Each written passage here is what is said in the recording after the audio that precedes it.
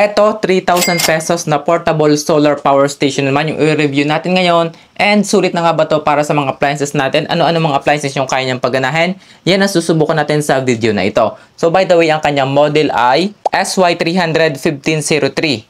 Sa package inclusions, meron siyang solar power station, merong AC charger o Li-ion charger, tapos itang 10 watts na solar panel. Ito naman yung kanyang mga parts. Meron siya ditong handle sa taas. Sa ilalim naman, meron siyang cooling fan. At dito sa harap, narito yung kanyang mga main interface. Ito yung ating mga features. Meron tayong LED lights. Merong 5 volts, 10 watts USB ports. Merong DC output, 60 watts. LED power button, AC power button, at power button para sa lahat. Meron tayong LCD display. At meron tayong 220 volts, 50 Hz modified sine wave output. And this portable solar power station comes with user manual. Yun nga lang, may napansin ako dito na parang kulang and parang may mga mali. Kasi nakalagay dito yung kanyang battery daw ay lithium iron phosphate. Pero dito, sabi naman sa kanya is lithium ion naman. And at the same time, yung kanyang AC charger nakalagay is lithium ion charger din. Yun din kasi yung mga disadvantage ng ganitong klaseng power station na walang brand. Wala ka talagang brand, kahit yung seller walang brand na nakalagay, kahit sa product wala, kahit sa manual wala rin. Para siyang lang generic or parang mga imitation lamang. Yung kanyang charger is para sa lithium battery. Tapos dito sa likod, nakalagay sa kanya is 300 watts yung power ng kanyang inverter. Yun nga lang, walang nakalagay kung ilan yung kanyang battery capacity. Kung siya ba is 300 watt hour din.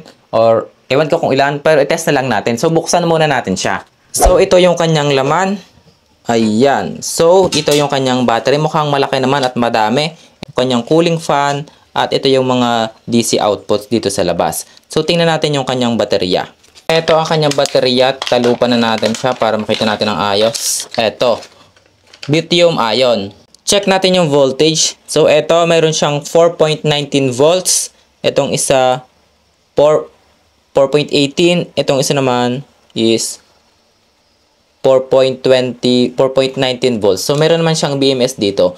Show siya is lithium ion, naka prismatic style nga lamang siya. Ito naman yung kanyang BMS, ayan, lithium-ion batteries na naka-series 3 battery. So dahil walang nakalagay kung ilan yung kanyang battery capacity, ay itest na lamang natin yung kanyang output capacity dito sa kanyang output ports. Ito ngayon yung power station siya is 12.6 volts. Siya ay fully charged, discharge natin siya sa 2 amps or 24 watts. And ilang hours natapos na yung capacity test at nakakuha naman ako dito ng 150 watt hour mahigit. And ayun, tapos na yung ating battery capacity test at nakakuha naman tayo dito ng more than 150 watt hour. So ayun yung kanyang output capacity, actual 150 watt hour. So di hamak na mas mataas naman ang battery capacity ng power station na to kumpara dun sa unang dalawang power station na na-review natin dati, yung kulay puti at kulay itim na koy. So mas patalo to in terms of battery capacity. So now itest natin yung kanilang output voltage dito sa DC at dito sa AC. First, dito tayo sa ating DC port. Kahit patay siya, naglalabas pa rin siya ng power. So, try natin dito. So, ayan, meron siyang 12.40, 12.56 volts. So, ang kanyang maximum output voltage daw is 12.6 volts. So, meaning siya is naka-direct sa battery. Dito naman sa AC port, meron siyang 213.7 volts AC. At ang frequency naman is 49.94 Hz or almost 50 Hz na rin. And last is modified sine wave. And base dito sa kanyang description, nasa 300 watts yung kanyang output power. And now, itry natin siya dun sa Bluetooth power station yung kanyang power surge. So base dito, umaabot ng 1 kilowatt yung kanyang power surge. Grabe, mataas yun kumpara sa kanyang 300 watts. Yun nga lang, dahil nga modified sine wave at nasa 50 Hz din lamang pababa, ay medyo maingay siya dito. So, hindi siya applicable or hindi siya talaga para dito. So, now, punta naman tayo sa actual test dito sa solar power station na to. Try natin kung gaano siya katagal bago malobat using 60 watts laptop with Wi-Fi modem. Eto ngayon, 8:41 PM, nag-YouTube playback na ako dito while nakasaksak itong Wi-Fi tapos itong laptop dito sa power station. Sa ngayon is nasa 12.4 volts pero 100% pa naman. And ito, alaunan ng hapon and namatay na yung laptop, lowbat na, hindi na kinaya, pero dito gumagana pa rin yung Wi-Fi. Tapos yung power station naman is nasa 20% na lang, so lowbat na. And ayun, in my case, umabot naman siya ng 4 to 5 hours using laptop and Wi-Fi modem. So para sa mga nag-work from home, it's up to you kung pwede na yun sa inyo. And now, susubukan ko naman siya magdamag gamit ang isang 12 volt ceiling fan. So ito yung power station. Ayan, siya ngayon is full charge na full charge. Subukan natin siya dito sa ating 12 volt ceiling fan. Ayan, umilaw na. And ito.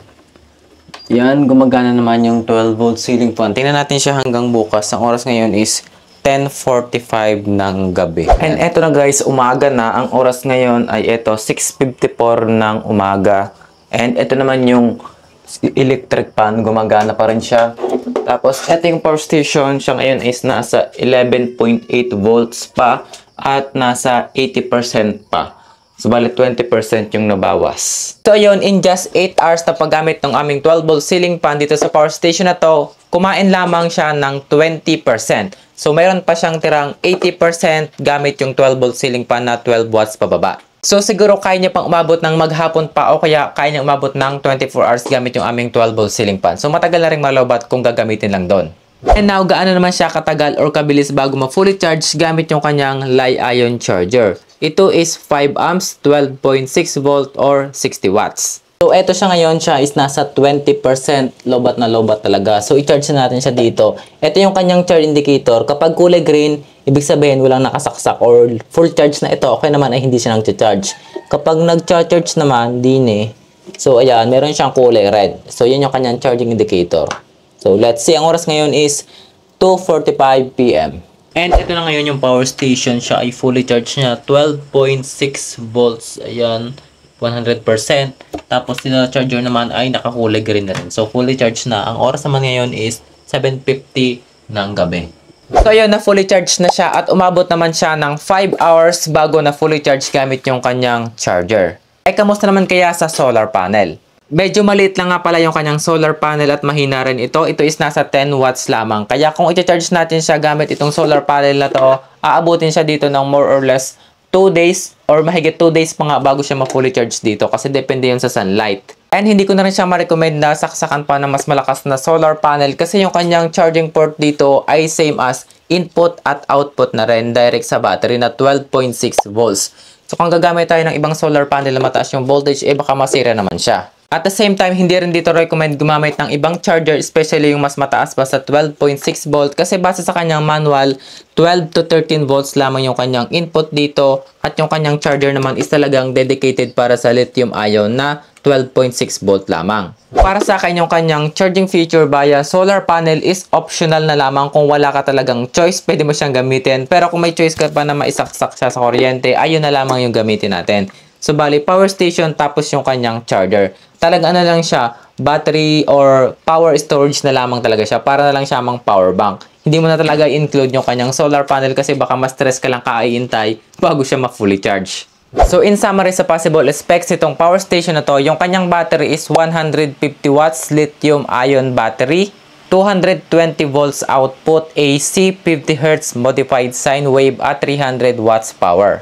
And now, para saan nga ba itong maliit na solar power station na ito? So, para lang siya sa mga emergency devices natin or sa mga maliliit na appliances like mga ilaw, mga DC fan, mga solar pan, pang laptop, pang phone charging, and hindi siya ideal para sa mga matataas na power na appliances gaya ng refrigerator, rice cooker, yung mga plancha, and so on. So again, this is a good power storage considering its price range na nasa 3,000 to 4,000 pesos. Magagamit mo na rin siya ng maayos since meron na siyang 220 volts output at mataas na rin yung kanyang battery capacity. So kung gusto niyo pang tingnan iba pang informations dito sa power station na to, ilalagay ko na lamang yung link natin dyan sa ating comment section below.